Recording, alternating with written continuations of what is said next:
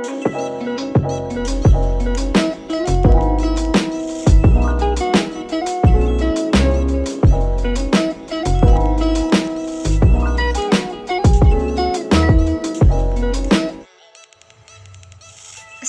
teman-teman, selamat datang di channel YouTube Sylvia Hidayah Rahma.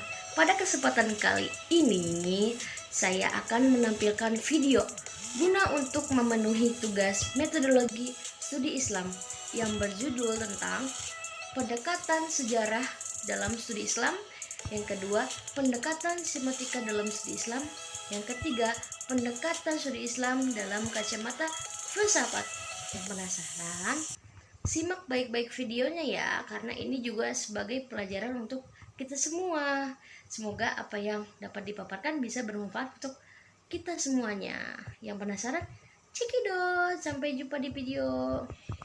مولاي صل وسلم دائما أبدا على حبيبك خير الخلق كلهم مولاي صل وسلم دائما أبدا على حبيبك. Bismillahirrahmanirrahim. Assalamualaikum warahmatullahi wabarakatuh. Alhamdulillahilladzi arsala rasulahu bil huda wad dinil haq liyuzhirahu ala kulli walau karihal musyrikun. Asyhadu an la ilaha illallah wa asyhadu anna Muhammadan abduhu wa rasuluh la nabiyya ba'dah. Allahumma salli wa sallim wa barik ala sayyidina Muhammad wa ala alihi wa sahbihi wa man tabi'a bi ihsanin ila yaumiddin, amma ba'du. Qala Allah fil Qur'anil Karim, a'udzu billahi minasyaitonir rajim. Bismillahirrahmanirrahim. Rabbi shrah li sadri wa yassir li amri wahlul 'uqdatam min lisani yafqahu qawli waj'al li waziran min ahli. Yang pertama-tama, marilah kita panjatkan puja serta puji syukur kita kehadirat Allah Subhanahu wa taala yang mana telah memberikan kita semua beribu-ribu nikmat, dari nikmat sehat walafiat, nikmat panjang umur, sehingga kita ada seperti sekarang ini. Yang kedua, sholawat serta salam tidak lupa saya sanjungkan kepada junjungan alam, yakni Nabi besar Nabi Muhammad SAW, yang mana berkat rahmat beliau kita semua ada zaman seperti saat ini. Alhamdulillahirrabbilalamin. Yang saya hormati Bapak Dosen Haji Anis Masyukur, makanallahu fi kulli hayati. Semoga Bapak selalu dalam keadaan sehat dan selalu dalam lindungan Allah Subhanahu wa taala.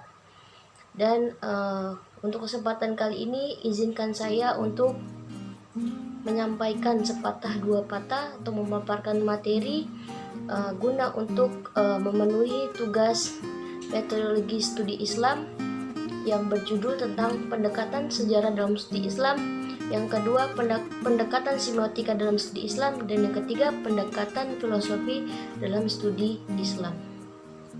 Baik, bismillahirrahmanirrahim. Yang pertama itu pendekatan sejarah dalam studi Islam, yang mana dijelaskan bahwasannya Islam telah menjadi suatu kajian yang menarik minat banyak kalangan. Kenapa? Karena studi Islam pun semakin berkembang. Islam tidak lagi dipahami hanya dalam pengertian historis atau doktriner, tetapi telah menjadi fenomena yang kompleks, di mana Islam tidak hanya terdiri dari rangkaian petunjuk formal tentang bagaimana seorang individu harus memakai kehidupannya, tetapi Islam telah menjadi sebuah sistem budaya, peradaban, komunitas politik, ekonomi, dan bagian sah dari perkembangan dunia. Setelah itu, mengkaji dan mendekati Islam tidak lagi mungkin hanya dari satu aspek saja. Karenanya dibutuhkan metode dan pendekatan interdisipliner, yang dimana kajian agama termasuk Islam seperti disebutkan di atas dilakukan oleh sarjana barat dengan menggunakan ilmu-ilmu sosialnya dan humanitis, sehingga muncul sejarah agama, yaitu psikologis agama, sosiologi agama, antropologi agama, dan lain sebagainya. Dalam perjalanan dan perkembangannya, di sini sarjana barat bukan hanya menjadikan masyarakat barat sebagai lapangan penelitiannya, tetapi juga masyarakat di negara-negara berkembang yang kemudian memunculkan orientalismenya. Seperti itu. Jadi pendekatan dalam sistem sejarah yang dikemukakan dalam sarjana barat bukan hanya menjadikan masyarakat barat sebagai lapangan penelitiannya, tapi yang menjadikan masyarakat di negara berkembang yang kemudian memunculkan orientalisme. Kemudian pendekatan sejarah dalam studi Islam. Istilah sejarah yang berasal dari kata bahasa Arab yang dimana syajaroh yang berarti pohon. Dalam hal ini yang dikemukakan tentang Azumardi Azra mengatakan pengambilan istilah ini berkaitan dengan kenyataannya bahwa sejarah tidak dalam pandangan orang pertama yang menggunakan kata ini menyangkut tentang antara lain syajaroh an-nasab yang artinya pohon genealogis yang dalam masa sekarang agaknya bisa disebut dengan sejarah keluarga. Syajaroh an-nasab, an-nasab itu kan keluarga. Atau boleh juga karena kata kerjanya syajaroh yang mempunyai arti dalam bahasa Inggris itu to happen atau to occur dan to the lab. Namun selanjutnya sejarah dipahami mempunyai arti yang sama dengan tarikh dalam bahasa Arab, historia dalam bahasa Yunani, history atau Geschichte dalam bahasa Jerman. Dan secara terminologi bahwasanya sejarah para sejarawan beragam dalam mendefinisikan sejarah. Ada yang sempit dan ada yang luas, maksudnya ada dalam bahasa yang sempit dan ada dalam bahasa yang luas dalam arti luas. Nah, di sini dikemukakan dalam arti sempit atau dalam contohnya sejarah secara sempit, contohnya adalah Edward Freeman. Secara leksikal, sejarah adalah pengetahuan atau uraian tentang peristiwa-peristiwa dan kejadian-kejadian yang benar-benar terjadi pada masa lampau.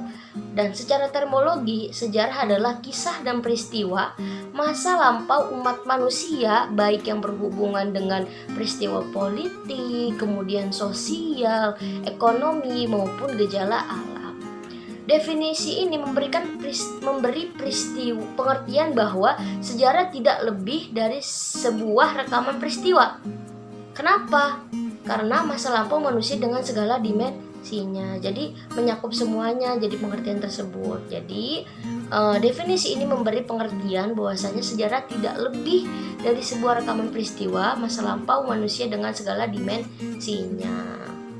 Seperti itu. Nah, karenanya peristiwa sejarah adalah mengenai apa saja yang dipikirkan, dikatakan, dirasakan, dan dialami oleh manusia, atau dalam bahasa metodologisnya yaitu fakta mengenai apa, siapa, kapan, dan di mana dan bagaimana sesuatu telah terjadi.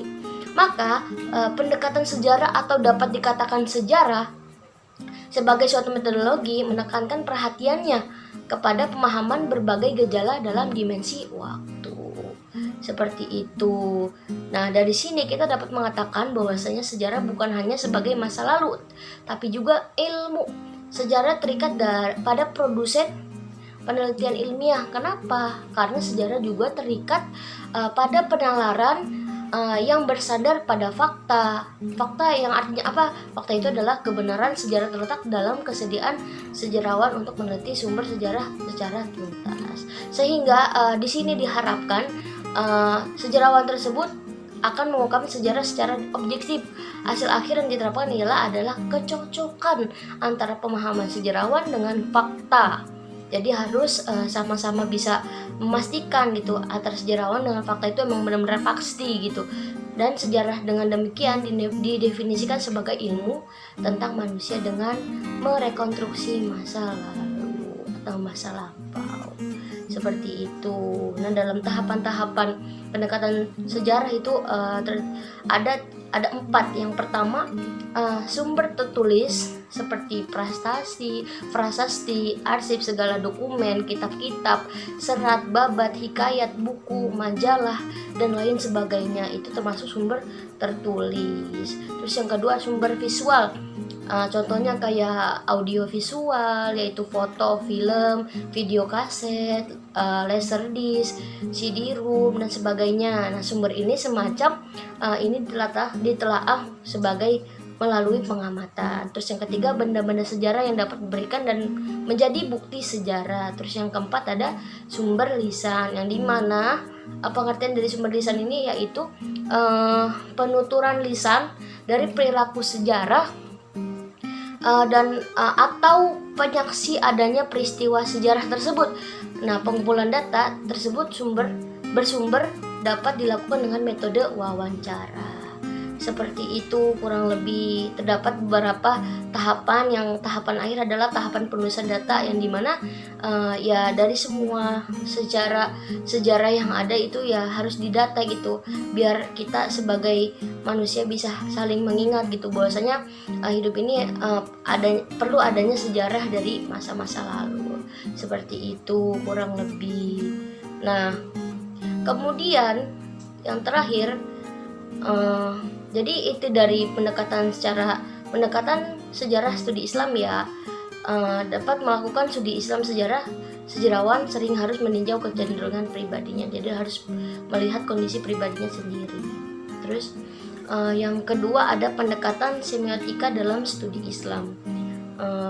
Kalau kita lihat dalam kehidupan kita sehari-hari, kita akan selalu bersentuhan dengan yang namanya tanda-tanda baik dan bentuk bahasa, dari bentuk bahasa, kemudian dari simbol, dari sikap manusia, dan lain sebagainya.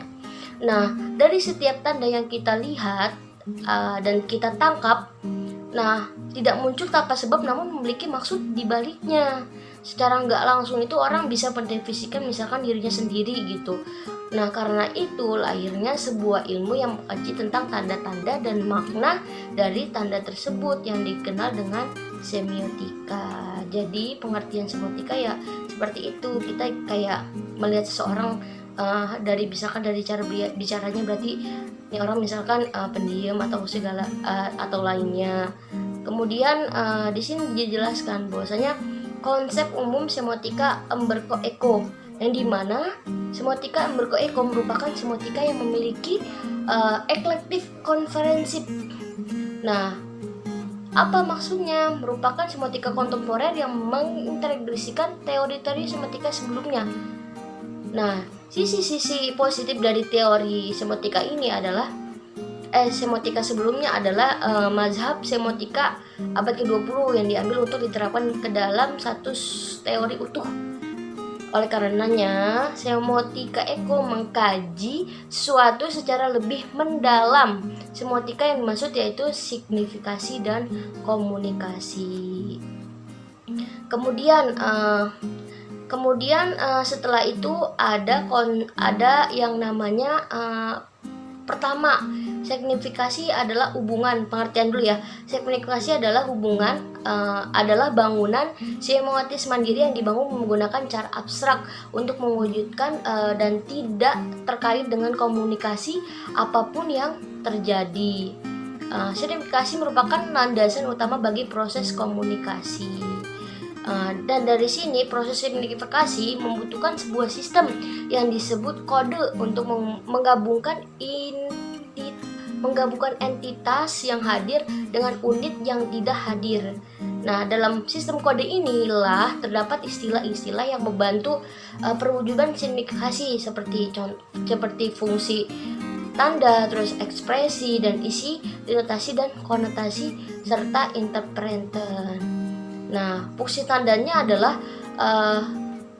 suatu unit yang terbentuk oleh kesaling terkaitan. Jadi harus saling terkaitan antara bentuk ekspresi dan bentuk isi dan komponen tanda.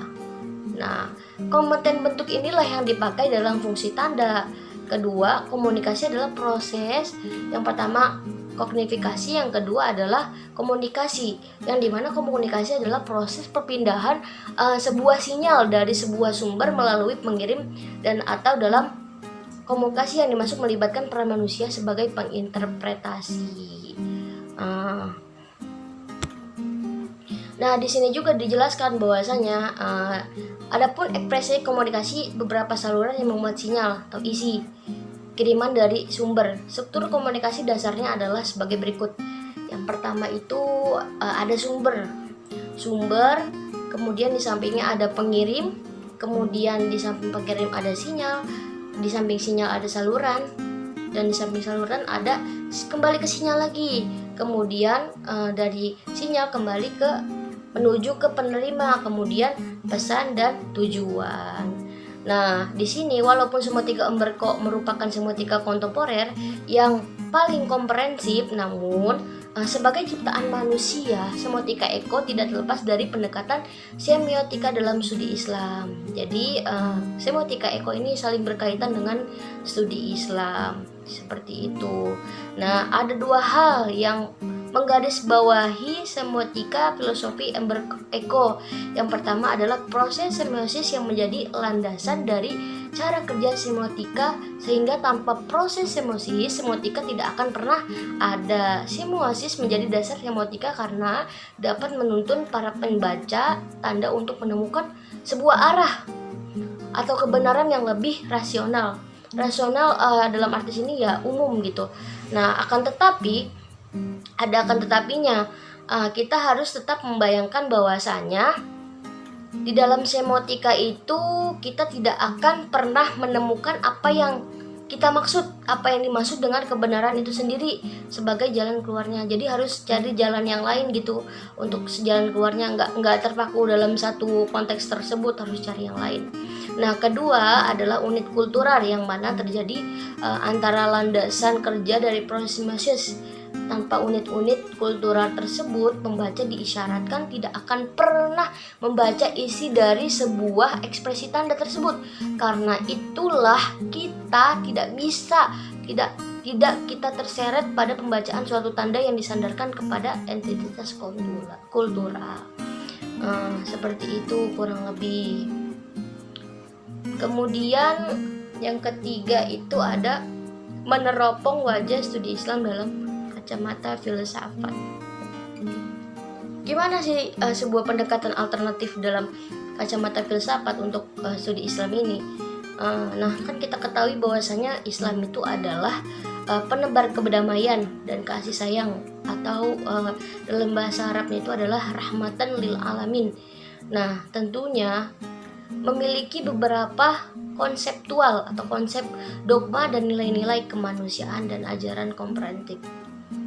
Nah, hal ini yang menyelamatkan manusia dari kebinasaan dan kehancuran. Kenapa? Karena sebab itu nilai-nilai dan ajaran Islam harus selaras, harus sama dengan norma-norma hidup manusia dan akomodatif terhadap kemajuan zaman yang seperti saat ini. Nah, di sini Islam dituntut dapat memberikan sumbangsi pemecahan permasalahan atau problem solving. Kenapa? Karena ini juga merupakan salah satu upaya untuk mengkaji Islam dengan pendekatan filsafat. Karena konteks pada pembahasan kali ini, pembahasan sekarang adalah selanjutnya adalah studi Islam dalam kacamata filsafat. Nah, dalam pendekatan ini, dalam memandang problematika keagamaan dari perspektif filsafat dengan metode analitis dan kritis. Jadi dalam metode filsafat ini dengan metode analitis dan kritis. Nah, dan begitu juga Islam sebagai agama yang berisi tentang dogma dan ajaran dapat dipahami dengan kajian secara mendalam, komprehensif, dan mengungkapkan hikmah di balik ritual dan ajarannya. Berpikir secara filosofis dapat digunakan dalam memahami ajaran agama Islam, ajaran agama. Kemudian Kemudian tuntunan zaman modern seperti saat ini dan era globalisasi sekarang ini, mengkaji Islam tidak cukup dengan mempelajarinya saja secara sepotong-sepotong saja. Namun Islam sebagai kajian ilmiah yang harus dipelajari dengan pendekatan atau metodologi yang tepat secara utuh dan komprehensi. Nah, salah satu pendekatan yang dapat digunakan dalam mengkaji Islam ini dan memahaminya Islam adalah pendekatan filosofi seperti itu. Nah, cara kita memahami Islam dalam sudut pandang kefilsafatan yang dimaksud adalah untuk dapat melihat suatu permasalahan yang ada dalam Islam dari sudut tinjauan filsafat.